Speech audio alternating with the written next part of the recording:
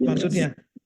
Baik, Bu Rini, kami persilakan untuk menjawab. Tadi ada poin, nanti saya juga akan menjawab yang lain. Baik, terima kasih Pak Gubernur. Terima kasih banyak pertanyaannya. Tentunya fokus kami untuk penyelesaian ini adalah yang terdata di data pangkalan data BKN, Pak. Ya, jadi nanti tentunya ini tadi ada Bapak menanyakan yang sudah P3 yang terdaftar di data BKN, kemudian daftar CPNS. Nah, nanti kita akan selesaikan Pak itu karena itu dalam sistemnya itu sudah terkunci sekarang. Jadi tidak perlu khawatir yang sudah terdaftar di dalam data BKN CPN di data BKN ya P3K tenaga honorer terdaftar di BKN dan kemudian mengikuti tes CPNS nanti kita akan selesaikan. Jadi tidak perlu khawatir Pak itu. Jadi kan memang diperbolehkan dia mendaftar CPNS kalau memang memenuhi syarat begitu ya. Jadi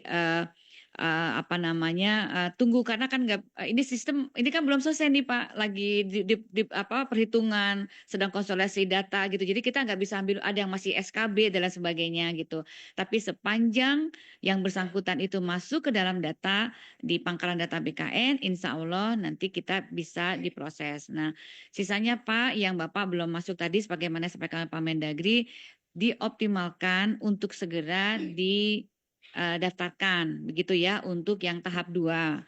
Ini sudah ada perpanjangan sudah 2 kali Pak. Mungkin mudah-mudahan waktu 1 minggu sudah cukup ya Pak. Nanti kalau tambah terus ini nanti kita nggak selesai-selesai Pak.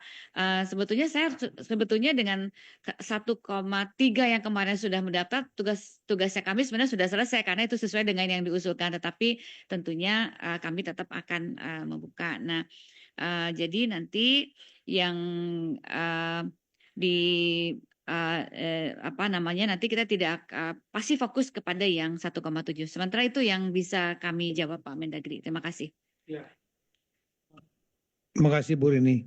Jadi Pak Ansat, ini saya yang mau minta kepada Bu Menpan, Bu, perpanjanglah Bu. Kalau bisa kita Zoom meeting hari Rabu, perpanjang seminggu lagi. Sebetulnya udah ditutup Pak. Dari tanggal 31 Desember udah ditutup. Dan beliau udah melakukan berapa kali Zoom meeting, tapi mungkin Pak Ansat nggak hadir. Yang hadir mungkin diwakilkan. Ya, karena Bu Rini mungkin ibu-ibu mungkin itu kan.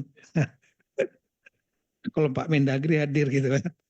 Nah, jadi mungkin yang hadir saat itu rapat nggak ngelapor ke Bapak gitu. Ini saya yakin banyak di daerah-daerah seperti itu.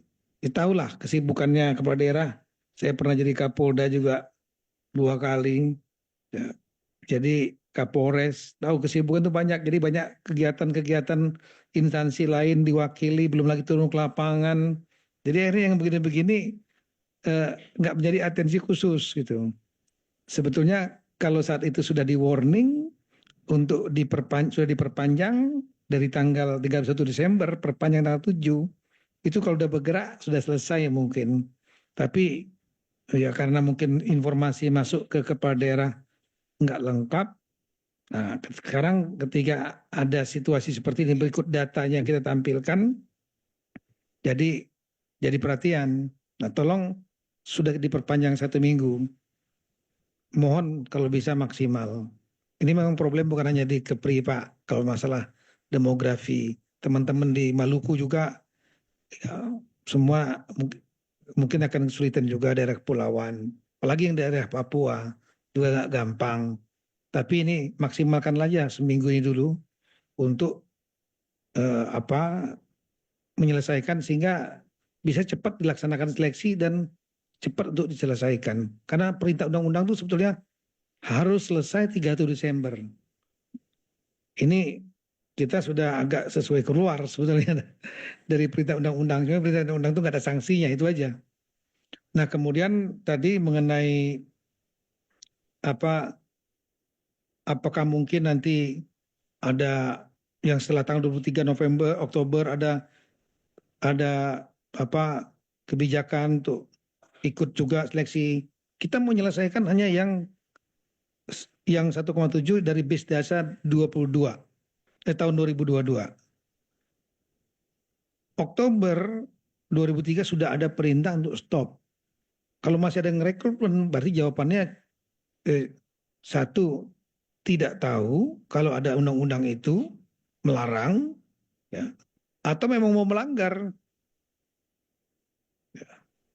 Jadi kalau seandainya kita sampaikan, ya nanti kita akan carikan solusi lagi ke depan, kita akan buka lagi.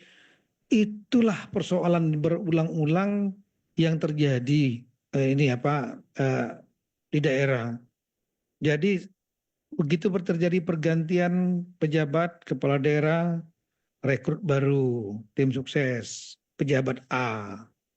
Kemudian begitu pilkada diganti kepala daerahnya B, Bapak B atau Ibu B, Ibu B, Bapak B, kemudian mentenaga honorerkan tim suksesnya yang lama masih tetap bertahan.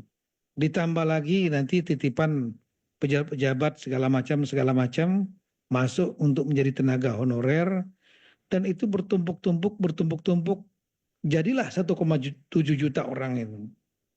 Kalau dia tenaga skill fine, seperti nakes tadi, kesehatan guru, penyuluh pertanian, meskipun saya juga sebagai bapaknya Satpol PP dan Damkar juga sudah curhat, Bu, Damkar sama ini Satpol PP.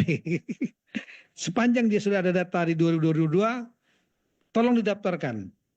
Jadi basis datanya saat ini kita rapat menyelesaikan yang 2022 itu 1,7. Yang kebijakan dari pemerintah pusat, mereka jangan dianggurkan. Kira-kira begitu. Karena dianggurkan akan menimbulkan masalah. Kita saja udah mengurangi pengangguran, malah menimbulkan pengangguran baru. Kira begitu. Nah, kalau itu berhubungan dengan masalah budget, anggaran, memang kasihan daerah-daerah yang sudah terlanjur terlalu banyak honorer yang